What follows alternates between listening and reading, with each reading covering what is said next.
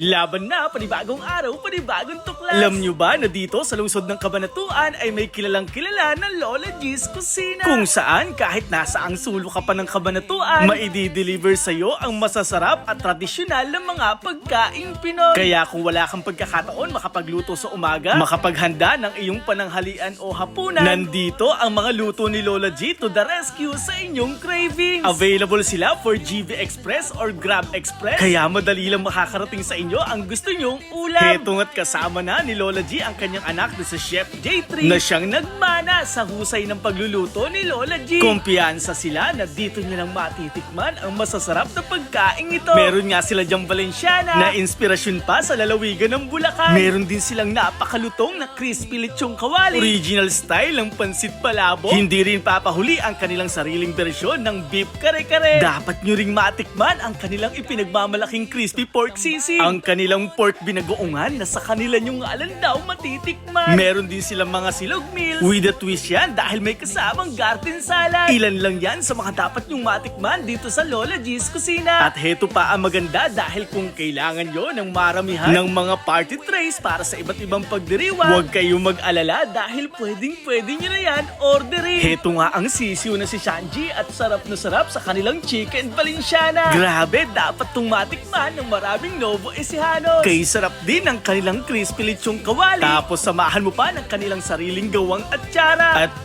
talaga nga namang tanggal suya, sabi ni Tati. Kung kayo naman ay katulad ni Carl na mahilig sa pork binagoongan, nako, ano pa ang inyong hinihintay? Orderin nyo na yan dito kay Lola G. Kung ang hanap mo naman ay mga silog meals, meron din dito yan na talaga nga namang affordable. Meron din silang silog meals na may kasamang garden salad para healthy living. Nga pala mga lods, para sa inyong kaalaman, sila ay bukas araw-araw. Pag Lunes hanggang Sabado ay mula alas 9 ng umaga hanggang alas 12 ng hating gabi. Kapag naman Linggo, alas 11 ng umaga hanggang alas 12 ng hating gabi. At heto nga yung talaga nga namang hindi ko makakalimutan, ang kanilang napakasarap na kare-kare. Bagay na bagay nga ito sa mga handaan sa tahanan, sa opisina. Yung tipong wala ka nang poproblemahin dahil naluto na ni Lola G. Kung ang hanap mo naman ay healthy drinks, meron tinatawag si Lola G na lemon seed drink. Kaya wag mo nang pahirapan ang iyong sarili pagdating sa iyong cravings. May handa na magluto niyan para sa'yo. Nasa caption ang kanilang official page at official contact number para mabilis na ma-deliver ang inyong order. Maraming salamat sa pagsama hanggang sa muli. Paalam, ingat, and God bless. Laban na!